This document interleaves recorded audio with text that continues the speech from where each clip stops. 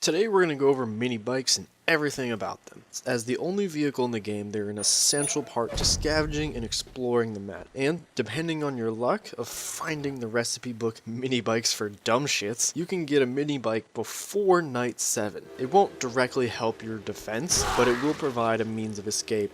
The two main uses for the mini bike are being faster than walking and holding an extra 18 slots worth of items. That's the big part. There's a bunch of different components to building the mini bike, so let's get to it. Step 1 is finding the recipe book titled Minibikes for Dumbshits. It's kind of insulting, but this is what it's called. And the book can be almost anywhere. Houses, gas stations, crack-a-books is most likely. You can find it off zombies, you can drop it in an airdrop, it can be in a car, it can be anywhere really.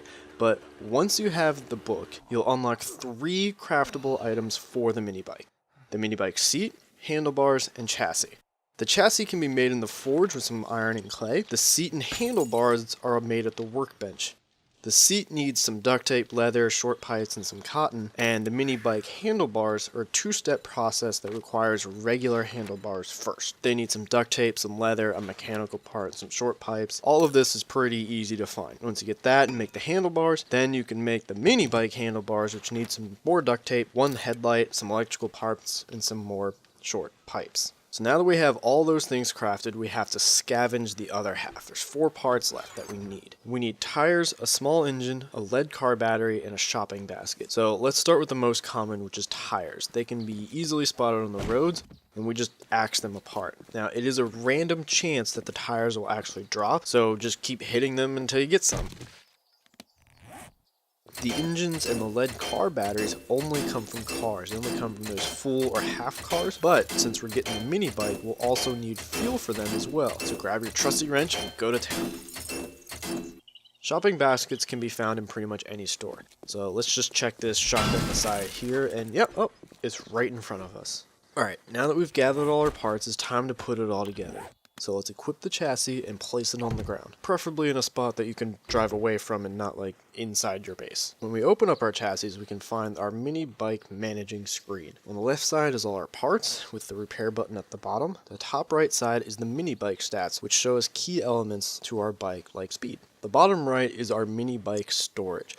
Although it says to add the basket to access the storage right now, we gotta take our shopping basket here and either shift click or drag and drop, and now it looks like a normal inventory slots. Fun fact, if you keep raw meat in there, it doesn't smell to zombies, so that's always good. Let's add these other parts as well. And there we go. We have our working mini bike. Since it's all built, let's fuel her up and take her out. We just exit our screen here and press E to ride. Forward is go, and instead of jumping, that button is now brake. And I'm not sure what it is on console, but F is flashlight and X is the horn. So if you want, you can beat the horn. While I ride around in the wilderness here, let's talk about the quality. Now, you can combine mini bike parts at the workbench to make better ones. This is most important with the engine.